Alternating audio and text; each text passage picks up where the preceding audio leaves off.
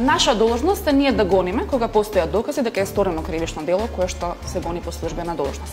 Можно е таков предмет кој што би бил во некоја понапредна фаза да биде предадено на работа на редовното јавно обвинителство и на тој начин би била и законски покриена. Но не ми одговарате, што е со овој аспект на ексклузивната надлежност на СЈО околу тие предмети. СЈО, евентуално тие обвиненија кои што ќе ги потпишат обвинители од редовното обвинителство, нема да може да ги застапува на суд.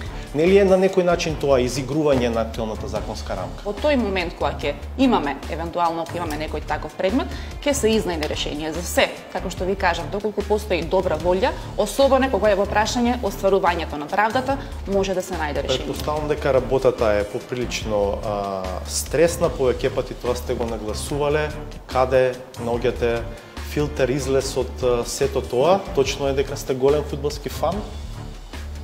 Росонерите ми се во срце. Имало ли досега обиди за спогодување со некој од осомничените или обвинетите, што го дозволува законот?